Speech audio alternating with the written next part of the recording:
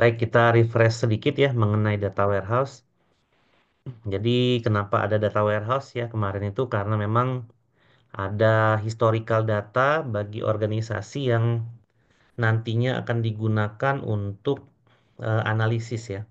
Kita tahu bahwa untuk suatu perangkat komputer dalam organisasi terbagi menjadi dua segmen ya. Segmen pertama itu adalah area operasional, di mana data itu dibentuknya di situ ya. Jadi kalau kita ngomongin data manipulation language seperti input, update, delete ya. Terus data definition language ya di database itu semuanya adalah di area operasional. Lalu organisasi membutuhkan data tersebut ya. Ini dari slide yang pertemuan pertama untuk membuat suatu wisdom ya atau kebijakan. Di mana wisdom yang diinginkan itu adalah berasal dari knowledge. Dan knowledge yang dibentuk itu awal mulanya itu berasal dari data, gitu ya.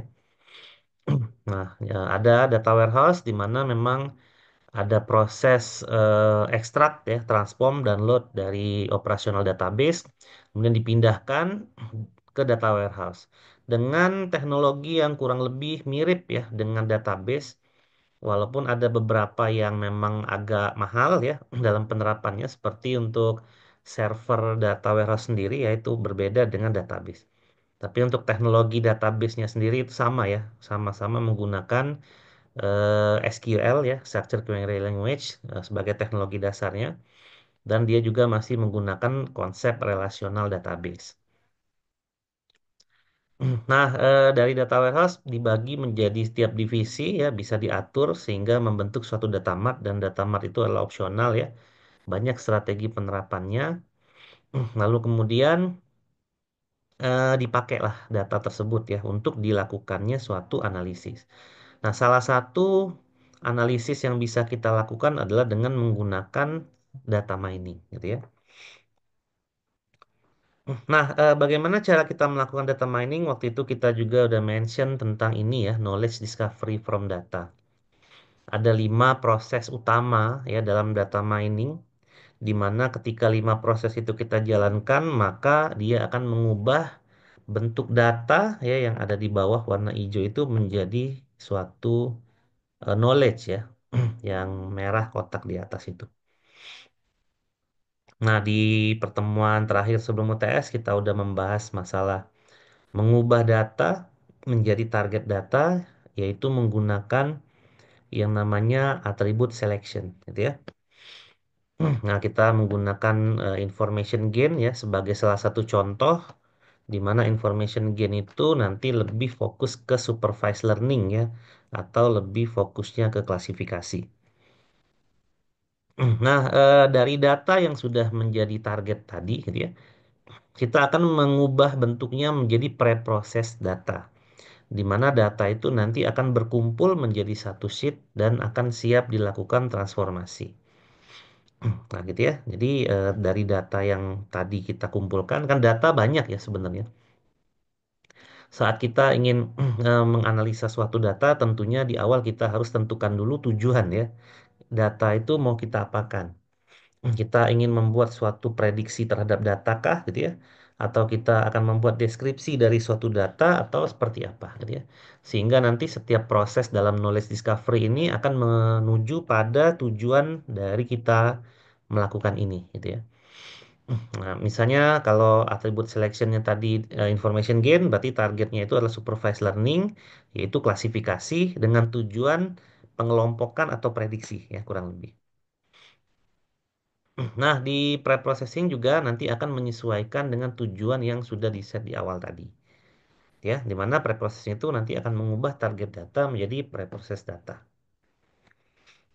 Nah, mengapa sih pre-processing ini dirasa penting ya dalam proses penggalian data ya atau proses data mining?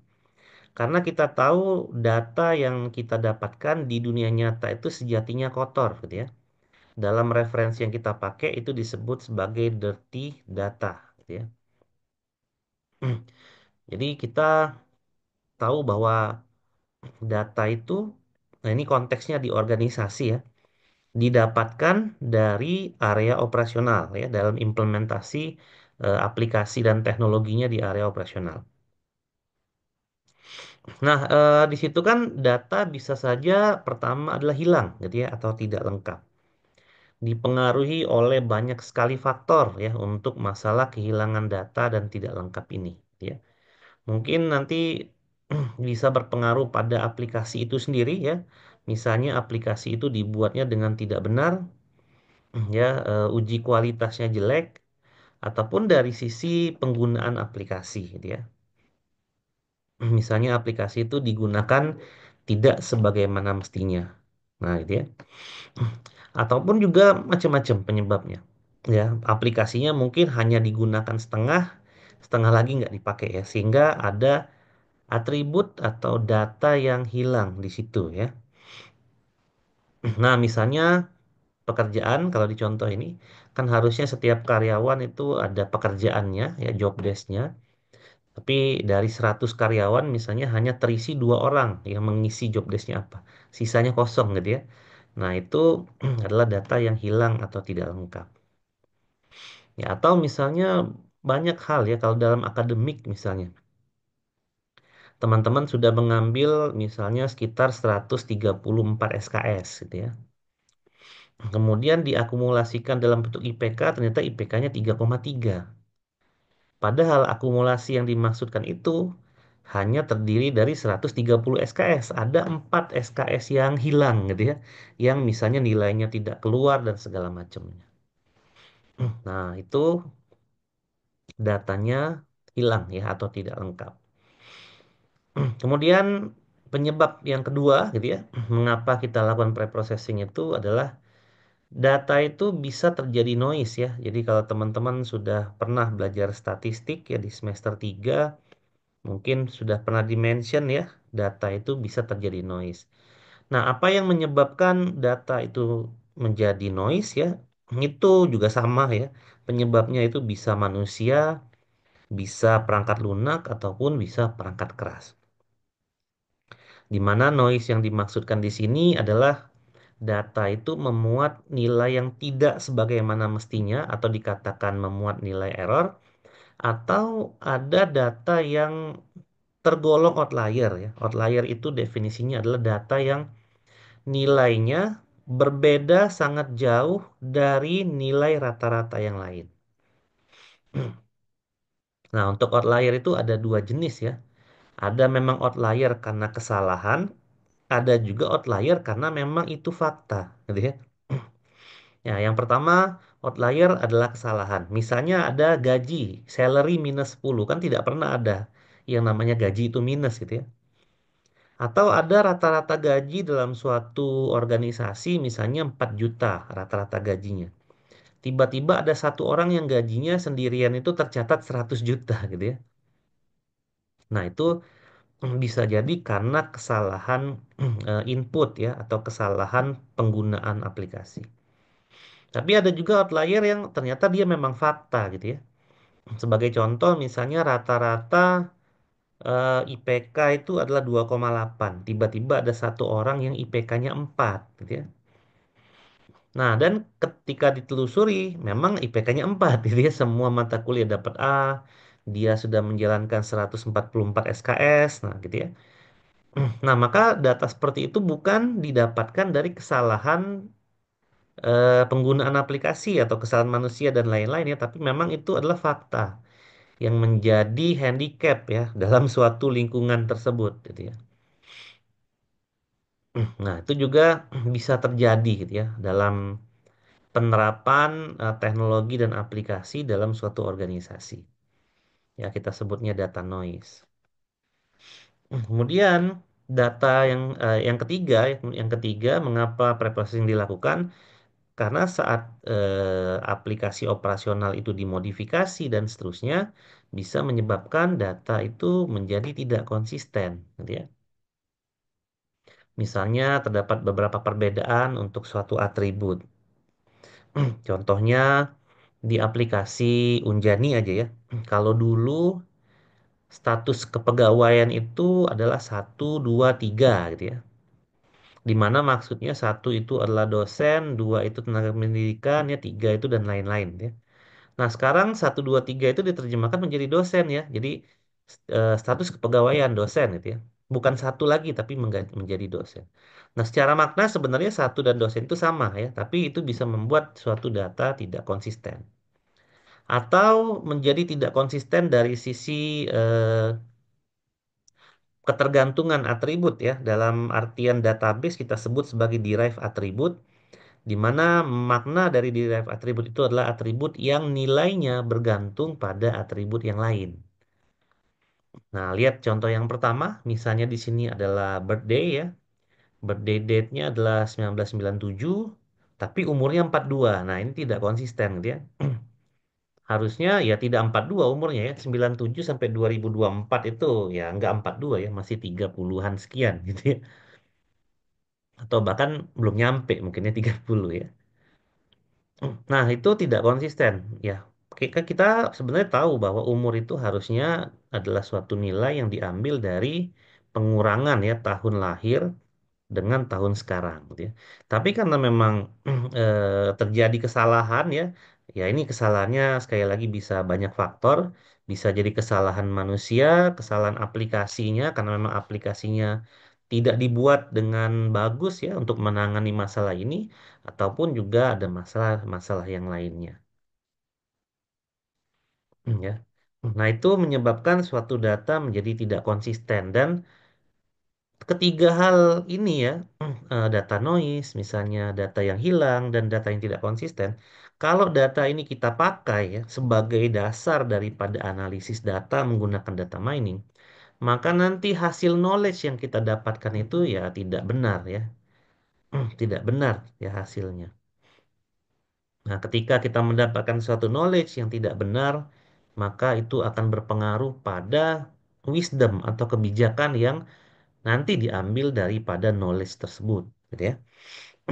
Jadi kita harus fokus ketiga hal ini terlebih dahulu ya dalam melakukan pre-processing sehingga nanti ya target kita tercapai ya untuk mengubah yang namanya target data menjadi pre-process data. Nah, banyak ya penyebab data kotor itu ya. Untuk yang data tidak lengkap tadi bisa jadi eh, data itu tidak tersedia ya waktu dikumpulkan. Ada atribut yang seharusnya dia itu mandatori, misalnya wajib diisi. Ternyata di aplikasinya dikosongkan pun bisa gitu ya.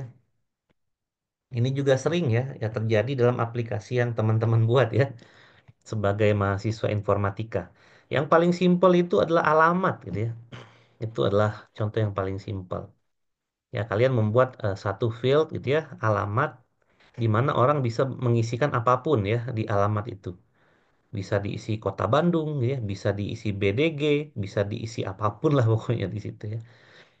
Nah, itu juga bisa terjadi ketidakkonsistenan karena tagline daripada atribut variabelnya itu adalah alamat, sementara isinya adalah BDG misalnya. Itu kan tidak konsisten juga gitu ya. Ada yang nulis BDG, ada yang nulis Bandung ya, ada yang typo nulis Bandungnya dan lain-lain. Nah, itu nanti ketika dilakukan sorting gitu ya, atau nanti diproses lebih jauh lagi, BDG dan Bandung itu akan dianggap dua alamat yang berbeda jadinya. Padahal itu satu kota yang sama ya dalam maksud konteks atribut alamat itu, gitu ya. Nah, bisa jadi ada perbedaan ya waktu antara data yang dikumpulkan dan data itu dianalisa. Bisa jadi kita menganalisa data itu sebelum softwarenya diperbaiki gitu ya. Sementara data yang sudah tersedia itu harusnya data yang sudah didapat dari software yang sudah selesai diperbaiki. Ya, sehingga kita berangkat daripada menganalisa permasalahan itu ya dengan data yang belum terupdate gitu ya. Nah, atau bisa ada masalah lain ya, itu banyak banget ya masalahnya. Kalau yang masalah noise data itu bisa jadi masalah collecting data juga, masalah entry atau masalah transmisi itu juga bisa terjadi. Ya, di beberapa aplikasi misalnya kalau transmisi gagal itu nilai atribut sering dianggap sebagai minus 999 ya. Nah, itu juga bisa jadi ya kesalahan itu terjadi di situ. Lalu ketidakkonsistenan data juga sama gitu ya. Lebih dominan, tapi lebih dominan ke arah integrasi data ya. Misalnya kita lakukan ekstrak, transform, dan load di data warehouse. Nah, bisa jadi setelah kita lakukan itu terjadi ketidakkonsistenan data. Tapi kalau kita lakukan ETL itu dengan software ya, nah, kita lebih enak ya. Dengan menggunakan tools, ya, maka proses ekstrak dan transform dan load itu bisa meminimalkan ketidakkonsistenan data. Dan yang lebih dominan lagi terhadap ketidakkonsistenan data itu adalah pelanggaran ketergantungan fungsional.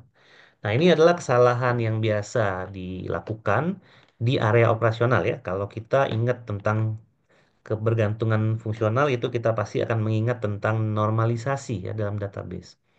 Ada normalisasi bentuk pertama, bentuk kedua, dan bentuk ketiga ya. Catatan operasional itu adalah minimal bentuk ketiga. Ya, walaupun memang bentuknya sampai bentuk kelima ya untuk normalisasi itu sendiri. Nah, preprocessing itu kita lakukan sebenarnya untuk menjaga yang namanya kualitas data. Karena data sendiri memang memiliki kualitas ya, di mana kualitas data itu harus kita jaga agar data tersebut memang valid ya, memang memenuhi syarat ya untuk kita lakukan suatu analisa. Karena kita sadar betul kalau data itu keliru ya, maka hasil analisa akan keliru, knowledge akan keliru sehingga kebijakan pun juga akan keliru. Nah, apa saja sih kualitas data yang dimaksud? Yang pertama itu adalah akurasi, gitu ya. Data itu akurat. Ya, akurat itu artinya sesuai dengan fakta. Misal tinggi badan kita 168, ya memang 168 gitu ya. Sesuai dengan fakta. Lalu yang kedua itu data itu lengkap. Kejadian dalam suatu peristiwa itu kita harus catat dengan lengkap, gitu ya. Misalnya tentang perkuliahan. Nah, kita catat dengan lengkap mulai dari perkuliahan dimulai, ya, perkuliahan selesai, jadwal dan seterusnya. Jangan sampai nanti ada suatu atribut ya secara teknis ya. Jangan sampai nanti ada atribut yang gagal kita implementasikan, padahal atribut itu penting ya dalam proses analisis. Jadi lengkap. Yang ketiga konsisten. Nah, ini permasalahan yang tadi gitu ya, yang misalnya derive atribut tadi ya ada tanggal lahir dengan umur kok beda gitu ya, itu konsistensi. Jadi data itu harus konsisten. Lalu yang keempat itu terkait ketepatan waktu ya terhadap data.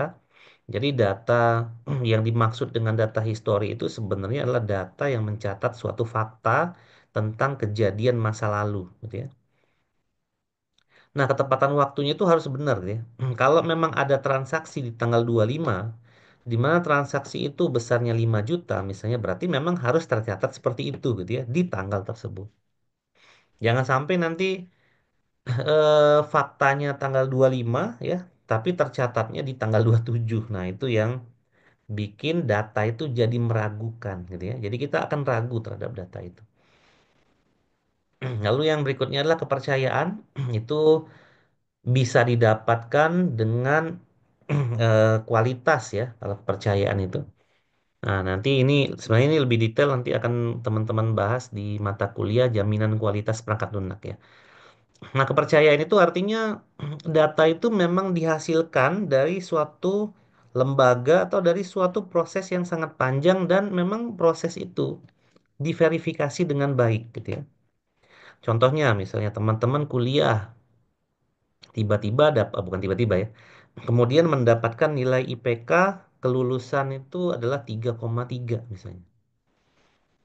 Nah, IPK 3,3 itu valid nggak? Kalau teman-teman memang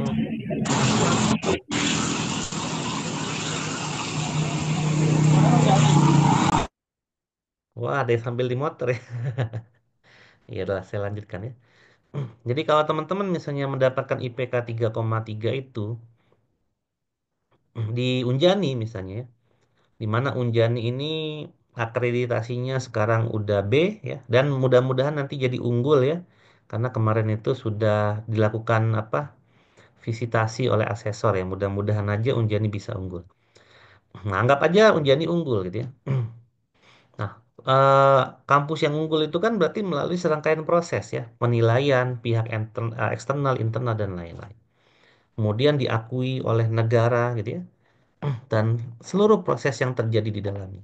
Nah, sehingga IPK 3,3 itu mendapatkan kepercayaan yang sangat bagus dan diakui gitu ya. Nah, jadi data itu ya harus dapat dipercaya dan kepercayaan terhadap data itu memang didapatkan dengan sangat tidak mudah gitu ya. Lalu data harus memiliki suatu value added ya atau nilai tambah. Jadi memang untuk masalah data ini walaupun kelihatannya sepele gitu ya, yang sering kita bangun di aplikasi tugas besar itu ya, kelihatannya data itu masalah sepele, tapi kalau misalnya kita kaitkan dengan analisis ya, ternyata data yang kita anggap sepele itu menjadi penting gitu ya. Kemudian ada penafsiran dan ada kemudahan akses. Nah, itu adalah kualitas data secara khusus ya. Namun kalau kita membahas kualitas data secara umum itu menjadi suatu bentuk yang lebih global ya terhadap data. Yang pertama itu dia hakikat, hakikat itu ya berarti akurat, lengkap, konsisten, dapat dipercaya dan seterusnya. Kemudian dia kontekstual, data yang dihasilkan sesuai dengan konteks ya. Kalau data akademik maka data itu adalah ya data akademik ya, ada nilai, ada UTS, tugas, jadwal dan lain-lain. Kemudian bisa direpresentasikan dan mudah diakses ya. Nah, memang untuk masalah data di data mining ya khususnya itu kebanyakan memang harus menjawab ini dulu gitu ya, menjawab tentang kualitas data terlebih dahulu. Ya baru kemudian hasil dari knowledge yang dihasilkan itu bisa dipercaya dan nanti akan bisa di dilanjutkan dalam bentuk kebijakan. Nah, kita bahas dulu yang pertama ya. Jadi ada tiga hal dalam preprocessing tadi. Yang pertama itu tadi adalah data hilang atau tidak lengkap. Kalau dalam bahasa Inggris di buku referensi yang kita pakai itu dinamakan dengan missing value, ya.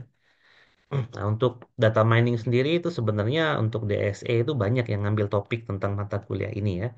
Yang sekarang aja tercatat dari 99 orang, ada 50-an orang yang mengambil topik data mining ya. Sisanya itu berarti topik yang lain ya. Nah, tadi data yang hilang atau tidak lengkap itu salah satu penyebabnya adalah memang datanya tidak ada gitu ya. Ada suatu tapel atau record itu sama aja ya definisinya, di mana ada yang kosong ya, terdapat di beberapa atribut. Misalnya ya teman-teman UTS nih ya, UTS DWDM misalnya. Dari 40 orang yang UTS, ada dua orang yang nilainya nggak ada. Padahal semuanya mengikuti ujian gitu ya. Terbukti dari absen. Tapi ada dua nilai nih yang nggak ada. Ya, dari 40 orang, 38 orang ada nilainya, hanya dua orang yang tidak ada. Nah, ini juga sama ya. Ini disebutnya missing value. Nah, apa penyebab missing value? Ya, tadi bisa macam-macam ya.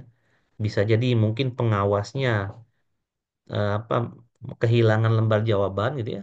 Atau dosen yang lupa menilai lembar jawabannya dan lain-lain dan lain-lain gitu ya.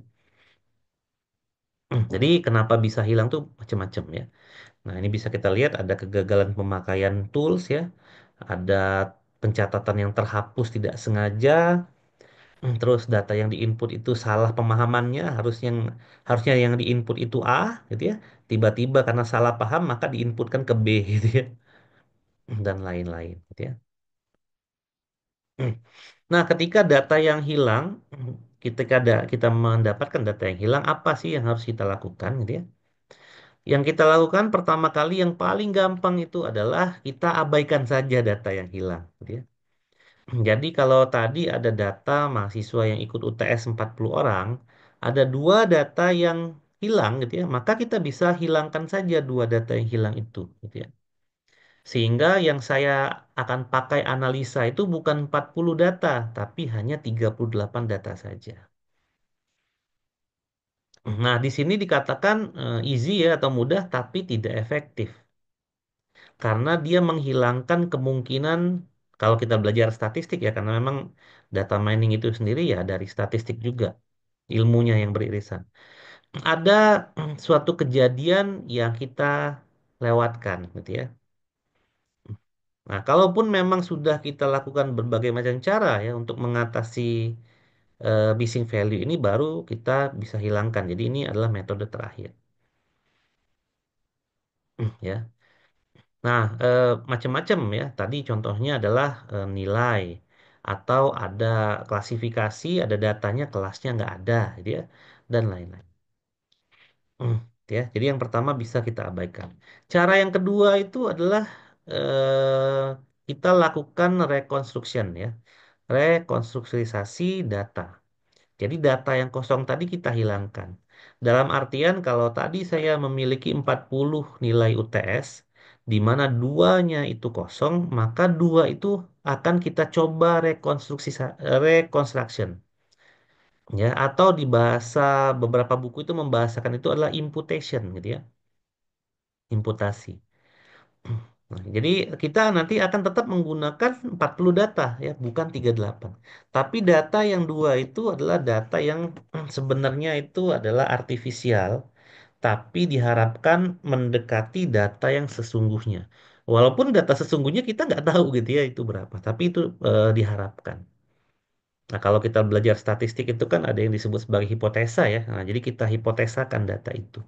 Dan harapannya hipotesa yang kita lakukan itu adalah yang mendekati kebenaran atau kenyataan.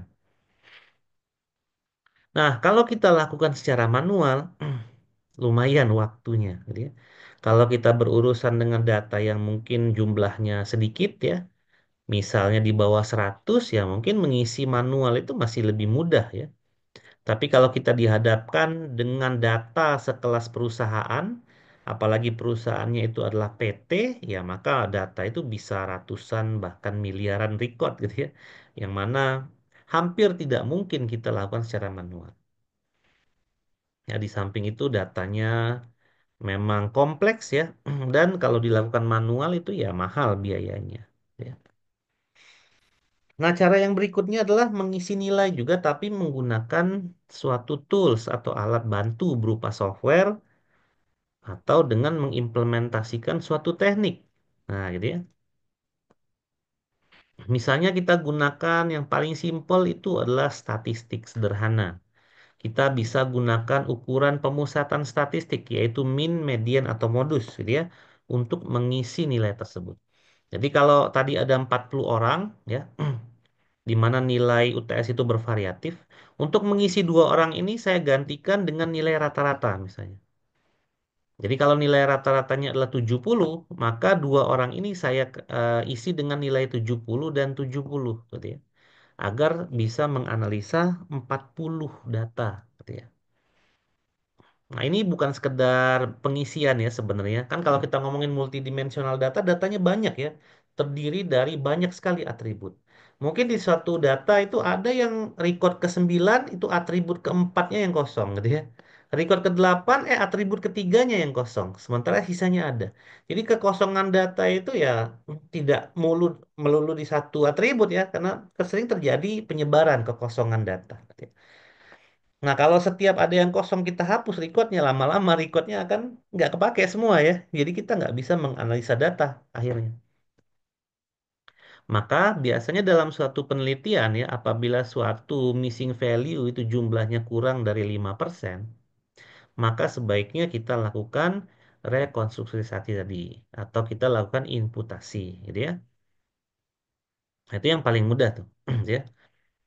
Atau kita bisa lakukan dengan metode yang lebih advance ya dalam suatu data mining. Tapi untuk yang sederhana pun ya itu juga masih bisa dilakukan gitu ya, tergantung dari datanya tadi gitu ya. Nah, atau kita juga bisa menggunakan suatu teknik klasifikasi atau regresi. Ya, kan kita tahu ya, kita juga udah belajar regresi ya di metode numerik. Mungkin udah belajar naif Bayes juga atau Bayesian ya, peluang Bayes ya, untuk di statistik. Nah, kita tahu untuk menggunakan regresi itu kan dia ada persamaan linear atau non-linear. Nanti data kita masukkan ke persamaannya dan kita buat data itu sejalan atau selaras ya dengan garis linearnya. Ah, kalau yang pakai linear gitu ya. Hmm. Terus kita akan lakukan banyak hal gitu ya. Kita bisa lakukan dengan metode yang lain juga ya. Tentunya metode yang lebih advance itu akan menghasilkan hasil yang lebih baik ya daripada metode yang standar. Ya. Lalu yang berikutnya itu adalah data yang noise ya, yang sifatnya itu noise. Tadi itu adalah data yang error, yang rusak gitu ya, atau data yang berbeda sendiri dari sekumpulan rata-rata data yang lain. Nah, ini tadi ya kegagalannya itu bisa berbagai macam sebab ya. Bisa jadi kegagalan dalam pengumpulan data, ya problem tentang input data, ada transmisi juga, teknologi yang terbatas dan lain-lain. Nah, bagaimana cara menangani noise data? Yang pertama, yang paling mudah ya, yang paling basic itu ada yang namanya teknik binning, ya, melakukan diskritisasi sederhana terhadap data. Jadi data itu dikelompokkan menjadi beberapa kelompok. Nah, gitu ya. Kemudian nanti ditransformasi kita juga bisa lakukan metode binning untuk yang namanya smoothing ya atau menghaluskan data noise. Ya, tapi itu nanti kita bahas lebih detail di transformasi ya minggu depan. Itu yang pertama ya, menggunakan binning sederhana. Yang kedua, data itu bisa kita cluster sehingga noise bisa kita tangkap. Kemudian baru kita akan putuskan apakah noise ini akan kita lakukan smoothing, jadi kita transformasikan datanya, atau kita hapus saja karena memang noise yang dimaksudkan ini adalah noise yang tercipta atau outlier ya, yang tercipta dari kesalahan, gitu ya, atau dari error. Kemudian yang ketiga kita lakukan inspeksi manual, ya, dengan diperiksa menggunakan komputer dan juga diperiksa atau diverifikasi oleh manusia, gitu ya. Kita bisa mendeteksi nilai-nilai yang mencurigakan ya dalam suatu data. Lalu yang berikutnya juga kita bisa menggunakan teknik regresi ya untuk menghaluskan noise data tersebut. Sehingga data yang ada noise itu tidak perlu kita hilangkan satu record gitu ya. Hanya kita perbaiki atribut yang noise ya menjadi lebih sopan gitu ya nilainya. Yang tadi nilai jarak rata-rata terhadap noise-nya terlalu jauh, nah kita turunkan menjadi pantas nilainya gitu ya. Nah, yang pertama kita bahas sedikit ya tentang metode binning atau disebut sebagai diskritisasi sederhana. Nah, binning ini ada dua cara ya. Yang pertama itu kita akan mengelompokkan data terhadap yang jaraknya sama. Jadi kita akan bagi berapa? Misalnya kita akan bagi tiga. Berarti kita akan membagi range ke dalam n interval atau di sini contohnya adalah tiga interval dengan ukuran yang sama. Nah, kemudian kita membutuhkan nilai A dan B, di mana A dan B itu adalah nilai yang tertinggi dan terendah. Metode binning ini biasanya kita lakukan untuk atribut yang tipenya numerik, gitu ya. Nah, sehingga nanti kita akan bagi tiga data itu menggunakan persamaan W sama dengan B kurang A dibagi N. Misalnya nilai tertinggi 10, nilai terendah 2. Berarti 10 dikurang 2, 8, gitu ya. Nah, dari 8 nilai ini mau kita bagi berapa? Kalau kita bagi 2, maka ada 4 gitu ya. Yang akan kita bagi. Itu yang pertama. Lalu yang kedua itu dengan kedalaman yang sama atau frekuensi yang sama. Nah, kalau dengan frekuensi yang sama, tentu saja dalam tiap kelompok itu, ya, anggotanya jumlahnya sama.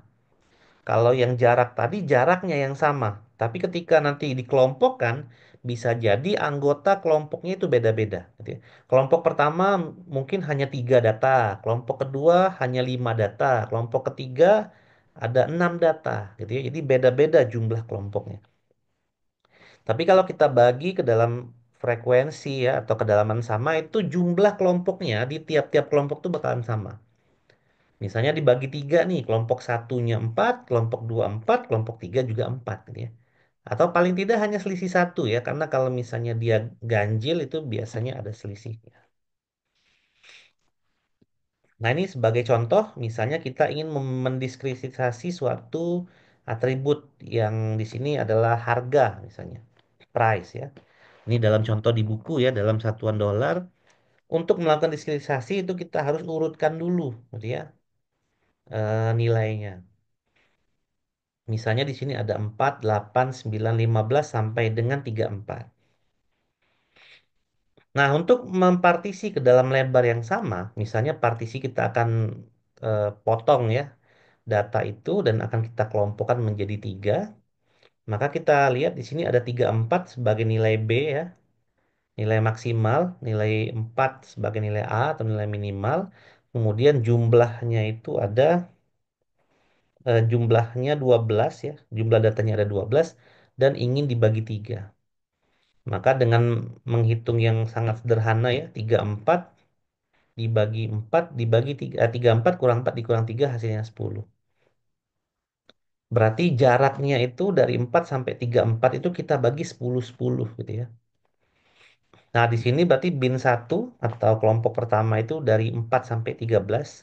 Kita tahu nilai 4 sampai 13 itu cuma ada 3 anggotanya ya, hanya 4, 8, dan 9. Ya, terus 14 sampai 23 dan 24 sampai 34 ya. Mungkin bin yang ketiga itu dia lebih panjang gitu ya. Nah, di sini ada 3 kelompok, ada 4 dan ada 5 kelompok di sini. Nah, jadi ini 3 ya. Bisa jadi yang bin satu itu kita ganti labelnya menjadi kecil ya. Bin 2 kita ganti menjadi lebar, sedang. Dan bin 3 kita ganti labelnya menjadi tinggi, itu juga boleh gitu ya. Nah, kemudian untuk smoothing ditransformasi kita bisa haluskan dengan nilai rata-rata binnya. 4 tambah 8 tambah 9 dibagi 3 itu adalah 7. Maka 4, 8, dan 9 itu bisa kita ganti menjadi nilai 7. Kalau memang yang diperlukan itu adalah nilai numeriknya, ya bukan nilai kelompoknya. Begitu juga dengan bin 2 dan bin 3 kita bisa perlakukan hal yang sama untuk transformasi nanti gitu ya. Lalu yang berikutnya kita bisa mempartisikan bin dengan kedalaman yang sama. Nah, karena jumlah anggotanya adalah 12, maka kalau kita ingin bagi menjadi 3, maka 12 dibagi 3, gitu ya. Maka setiap kelompok itu ada 4 anggotanya. Jadi ada 4, 8, 9, 15 kelompok pertama, 21, 21, 24, 25 kelompok kedua, lalu 26, 28, 29, 34 itu kelompok yang ketiga, gitu ya. Dengan cara yang sama, apabila kita ingin transformasikan ya kita tinggal lakukan proses penghalusan atau smoothing tadi gitu ya dengan rata-ratanya. Nah, itu binning sederhana ya, gampang banget ini diskritisasi sederhana. Kemudian yang berikutnya itu dengan apa? Cluster tadi ya, dengan menggunakan ya cluster. Nah, kita kelompokkan datanya dengan visualisasi bisa gitu ya, menggunakan scatter plot atau untuk noise ini lebih gampang menggunakan box plot ya. Jadi coba teman-teman pelajari box plot itu visualisasi seperti apa dan itu adalah visualisasi yang paling mudah untuk mendeteksi noise gitu ya. Itu mudah banget gitu ya. Nah, ini scatter plot biasa. Nah, di sini kita bisa lihat ya, ada titik hijau dan titik biru ya, di mana yang hijau itu dia berkelompok ya. Dan yang biru itu dia keluar dari kelompok. Nah, kita bisa katakan yang biru ini adalah noise. Kita bisa hilangkan noise ini kalau memang noise itu ternyata didapatkan dari hasil yang tidak benar, gitu ya. Nah, lalu berikutnya kita bisa gunakan regresi. Yang biru-biru bulat ini adalah data, gitu ya, dengan sebaran datanya. Kemudian kita tarik garis lurus regresi di sini. Ya, ini contoh linear aja ya. Kemudian data yang asli itu ada di sini nih, gitu ya. Nah, ini kan data yang berbeda sendiri ya daripada sekumpulan data ini ya. Kalau kita tarik garis. Nah, bagaimana cara kita tetap menggunakan data noise ini? Maka kita haluskan, kita geser data itu ke garis ininya ya, apa regresinya.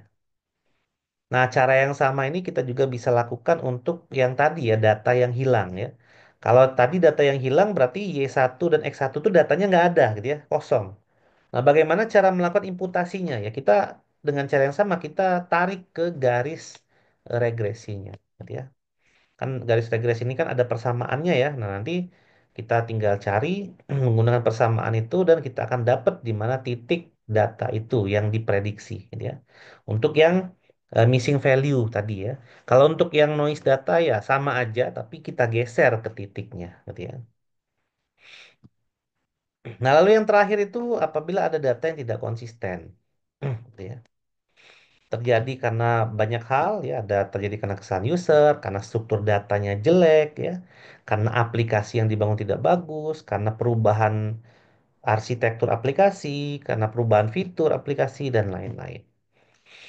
Nah, bagaimana cara menangani data yang tidak konsisten? Kita bisa lakukan dengan cara analisis korelasi ya, untuk melihat apakah suatu data itu konsisten atau tidak. Kita bisa gunakan yang paling simpel itu adalah person ya, di mana kita cari itu adalah R itu adalah jumlah daripada perkalian antara nilai X aktual dikurangi nilai rata-rata X-nya, lalu dikalikan Y dikurang Y rata-ratanya dibagi akar dari perkalian kuadrat dari jumlah X dikurang X rata-rata dikali Y dikurang Y rata-rata. Gitu ya. Berarti kita di sini punya dua atribut minimal karena kita akan melihat apakah kedua atribut ini konsisten atau tidak. Gitu ya. Nah, makna dari person ini adalah kalau R-nya 0, artinya tidak memiliki relasi sama sekali.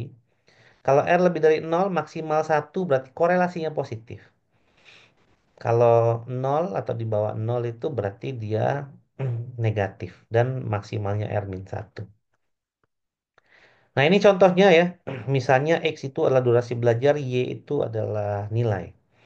Ada Andi, Bobby, Cika, Deno, Eko, dan Vivi di sini. Nah, kita hitung dulu pertama rata-ratanya berapa yang X, kita hitung juga rata-rata yang Y berapa, kemudian masukin rumus ini, gitu ya. X min X rata-rata, berarti 4 dikurang rata-rata nilai X, ya. Y minus Y rata-rata, berarti 80 dikurang rata-rata daripada nilai atribut Y. Dapatlah korelasi itu 0,97,9789398. Berarti mendekati satu, artinya dia positif. Nah, positif ini kita bisa artikan bahwa semakin lama durasi belajar, maka nilai ujian juga semakin tinggi. Jadi semakin lama semakin tinggi, dia positif sejalan gitu ya. Kalau negatif biasanya yang satunya semakin tinggi, yang satunya semakin rendah. Itu negatif dia. Nah, namun untuk analisa korelasi harus diingatkan bahwa hasil korelasi itu sebenarnya tidak menunjukkan sebab akibat. Jadi nilai yang tadi itu belum tentu X menyebabkan Y atau Y menyebabkan X. Bisa apapun terjadi antara dua variabel ini, gitu ya. Lalu kalau misalnya korelasinya negatif, bukan berarti dia tidak tidak memiliki hubungan, tapi hubungannya bertimbal balik, gitu ya.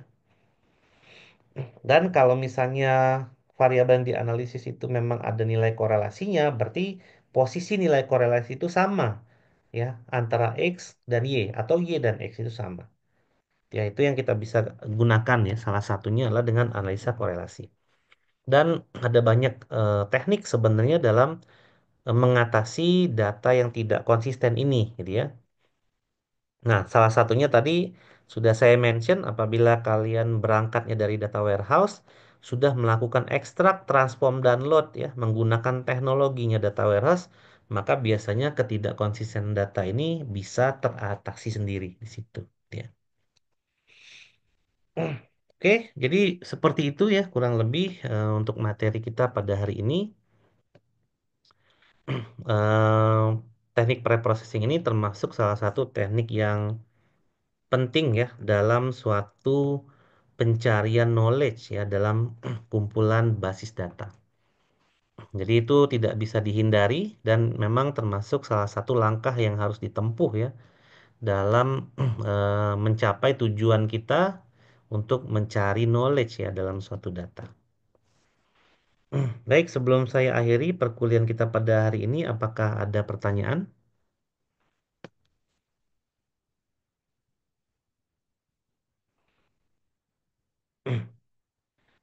Saya ingatkan sekali lagi bahwa karena kita ini masih dilakukan secara online ya, sampai satu semester, Berarti untuk absensi tetap teman-teman lakukan di e-learning ya untuk absensi online-nya. Oke, ada pertanyaan? Tidak ada? Apakah masih sangat sibuk sekali? Tidak ada, Pak. Nggak ada. Ini kalau nilainya kecil ngulang ya atau SP nantinya. Jangan lupa ya. Mau online, mau offline, standar nilai kita udah punya gitu ya. Yang berbeda itu hanyalah teknik belajar saja. Ya. Baik, kalau memang belum ada yang ditanyakan, mungkin saya selesaikan dulu ya perkuliahan pada hari ini. Terima kasih bagi teman-teman yang sudah hadir ya dan menghidupkan kamera walaupun ya dihidupin dimatiin. Itu saja mungkin dari saya. Terima kasih. Wassalamualaikum warahmatullahi wabarakatuh. Waalaikumsalam Waalaikumsalam warahmatullahi warahmatullahi wabarakatuh. wabarakatuh. Terima kasih, Baik, Pak. terima kasih. Saya tutup ya ruang kelas ini.